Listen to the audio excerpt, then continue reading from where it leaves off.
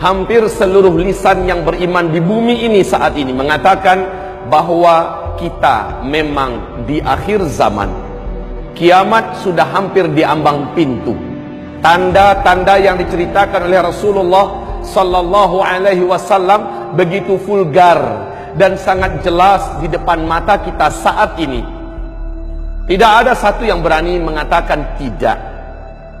Lihat, ketika Rasulullah menyebutkan di dalam hadis sahih Imam Muslim, salah satu tanda yang paling terang bahwa kiamat sudah sangat dekat adalah saat Arab mendadak menjadi kaya raya, lalu mereka berlomba-lomba membangun gedung-gedung yang tinggi-tinggi.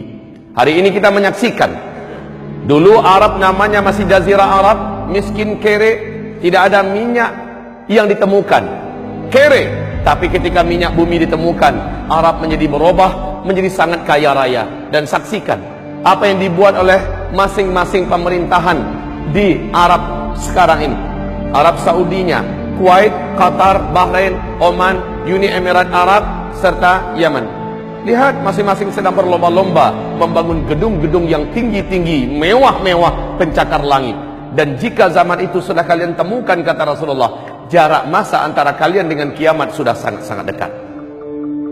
Kemudian lihat, Rasul mengatakan SAW, tidak akan terjadi kiamat sampai negeri Arab mulai dituruni oleh salju. Tidak ada satupun dunia yang bisa menutup fakta ini.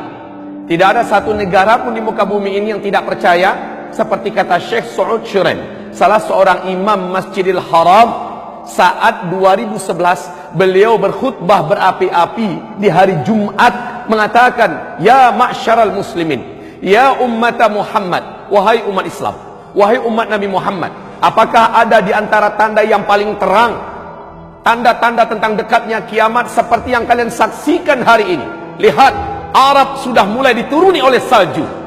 Mu'adz bin Jabal diajak oleh Rasulullah jalan-jalan ke daerah Tabuk, dan Rasul berkata, hai Mu'adz, perhatikan baik-baik, kiamat sudah sangat dekat kali akan terjadi jika daerah ini sudah mulai dituruni salju. Mulai 2009, mulai 2009 sampai sekarang salju makin tebal. Salju makin tebal turun di daerah Tabuk terus sampai ke Riyadh. Bahkan antara Mekah dengan Madinah, dalam 1 bulan ke depan kita akan menyaksikan kembali timbunan salju semakin tinggi. Inilah pertanda yang sangat terang. Kemudian Rasulullah juga bersabda di dalam hadis diriwayatkan oleh At-Tirmidzi dan Al-Baihaqi. Rasulullah, hadis ini sahih menurut syarat Bukhari dan Muslim. La taqumu sa'ata yasiral furat an jabalin min dhahab. Tidak akan pernah terjadi kiamat sampai sungai Efrat mengering dan nanti akan ditemukan gunung emas di dalam perut bumi Irak. Ibarat Allah, 12 Februari tahun 2013 di New York Times diumumkan apa yang dinyatakan dan dirilis resmi dari NASA, bahwa para pakar dan ahli mereka mengatakan sungai Efrat sudah menyusut airnya 60%. Dan menurut analisa para pakar dan ahli kami, kata NASA, 2014 sungai Efrat akan kering total. Ternyata benar, Maret 2014 sungai Efrat sudah tidak berair sama sekali.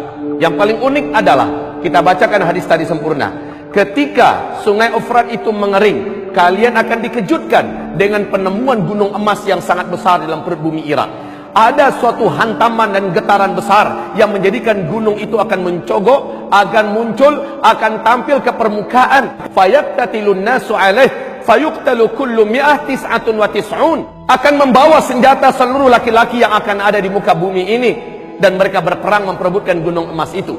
Setiap mereka berkata, dalam berkata itu, dalam setiap 100 orang yang berperang di sana akan terbunuh 99-nya.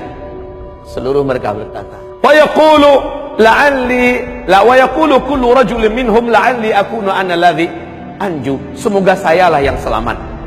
Saudara-saudaraku, hamba-hamba Allah yang kami muliakan, perhatikan George Walker Bush dalam pidatonya yang sangat bersemangat di depan Gedung Putih.